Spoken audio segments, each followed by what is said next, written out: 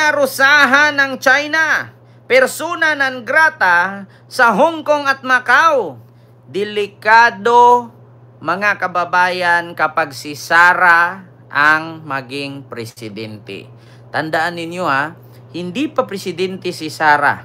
Matagal nang wala si Digong, 4 years na. Pero ang China, ang China, nanghihimasok pa rin sa ating bansa. Biruin nyo, paparusahan si Francis Tolentino na isang senador kasi nabuko ni Francis Tolentino, ni Senator Francis Tolentino, ang mga kabulastugan ng China na nagpupondo sa mga keyboard warrior para kalabanin ang administrasyon at mga politisyan na anti-DDS. Yan na, alala ninyo noon na meron daw pinunduhan ang China, nagseminar-seminar pa doon. Yung mga Pinoy, mga vloggers, nagsiseminar pa sa China para ano ang gagawin para maraming manunood. Para maraming malinlang sa kanilang gagawing vlog. Para masira ang Marcos administration. Eto na. Ginawa nila kay Tolentino.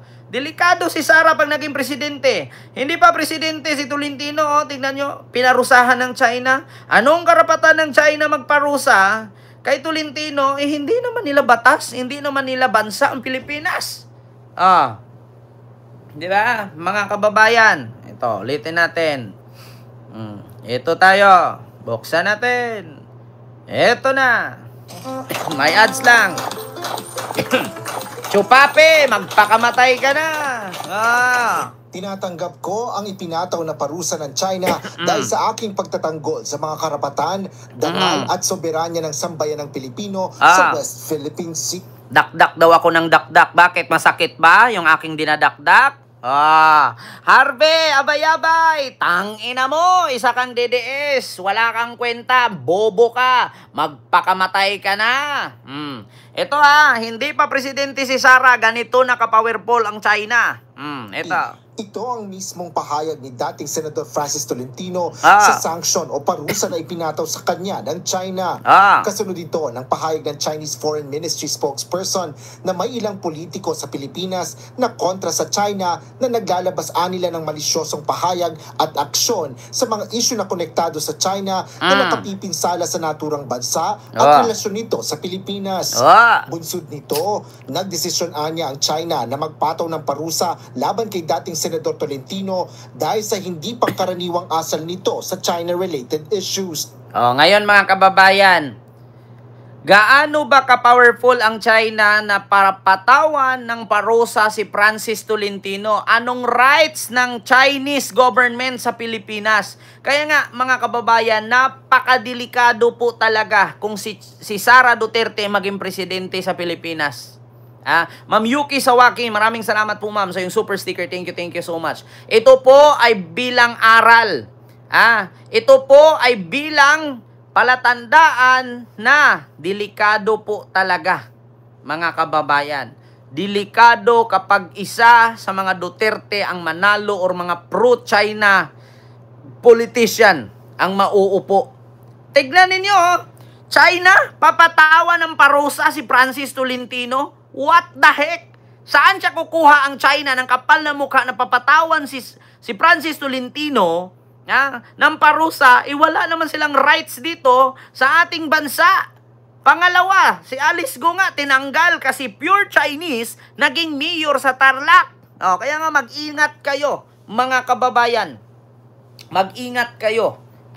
Delikado yung mga politician na mga hawak sa leeg ng China. Ito pa. Pinagbawalan rin ng China na pumasok ang dating mambabatas sa Chinese mainland, Hong Kong at Macau.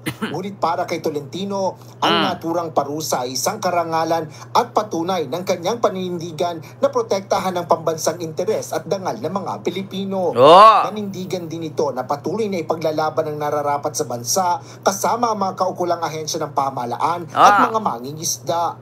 Wala niyang dayuhang pwersa ang makapagpapatahimik o makababawas sa kanyang determinasyon na ipaglaban ang soberanya ng Pilipinas at ipinagmamalaki nito na siya ay Pilipino. Kinuwestiyon naman ni Senate President Pro Tempore Jinggoy Estrada ang aksyon na ito ng China. Ani Estrada, kailan pa naging hindi pangkaraniwang asal ang pagbubuo ng mga lehislasyon para igiit ang karapatang pangsoberanya ng Pilipinas. Tignan ninyo, kumakalat nga sa Hong Kong at sa Macau na balita, persona non grata si Francis Tolentino na dating senador. Kakababa lang nung nakaraang araw bilang senador, no? Na persona non grata siya doon at papatawan daw siya ng parusa ng China. So, bakit siya papatawan ng parusa ng China? Ano bang meron? Meron ba tayong ano dito? May connection ba ang Chinese government sa ating bansa? Mga kababayan?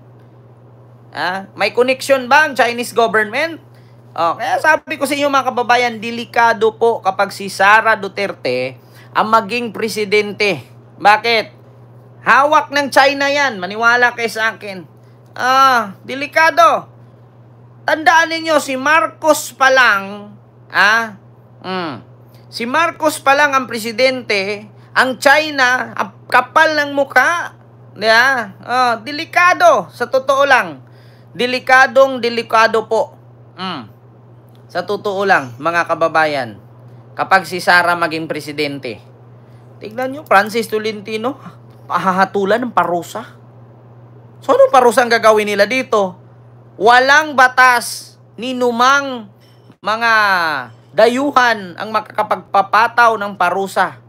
Ninuman sa atin, maliban kay Digong. Bakit? Kasi siya ay pumatay ng libo-libo. Magkaiba ang kaso ni Digong at kaso ni Tolentino. Si Tolentino pinagtanggol ang ating soberanya, si Digong bininta ang ating soberanya at pinamigay tayo sa mga Chino para makapasok ang mga Chino dito na mga undocumented at magbenta ng droga, magkalat ng sugal, mangbiktima at mangbudol sa pogo. Yan ang kasalanan ni Digong.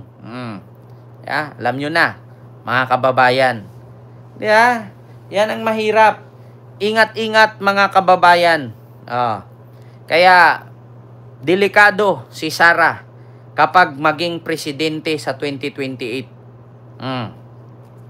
Si Tolentino nga, senador Papatawan ng parusa ng China. So, saan ang China magtayo ng batas niya, parusa? Paliparan niya ng missile gamit ang drone?